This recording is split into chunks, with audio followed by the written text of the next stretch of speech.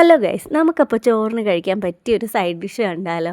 അതായത് ആളിവിടുത്തുകാരനല്ല കേട്ടോ, നേപ്പാളിയാണ്. അതിന് വേണ്ടിയിട്ട് നമുക്ക് ആദ്യം തന്നെ ഒരു ബൗളിൽ കുറച്ച് തൈര് എടുക്കാം കേട്ടോ.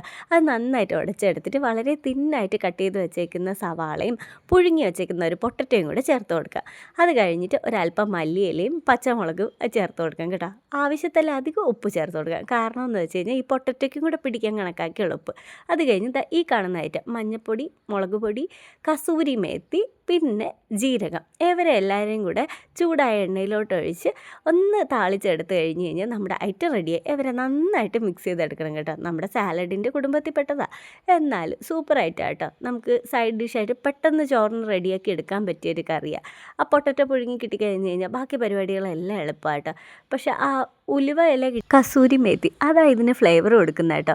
പക്ഷെ അത് കിട്ടിയില്ലെങ്കിൽ തന്നെ ഇപ്പോൾ കൈവശം ഇല്ലാത്തവരാണെങ്കിൽ ഒരല്പം ഉലുവ ചേർത്ത് കൊടുത്താൽ മതി കേട്ടോ. എന്നാലും നല്ല ടേസ്റ്റ് ആയിരിക്കും. ആ ഒരു ടേസ്റ്റ് മാക്സിമം കൊണ്ടുവരാൻ നോക്കണം കേട്ടോ. അപ്പോൾ എല്ലാവരും ട്രൈ ചെയ്തോ.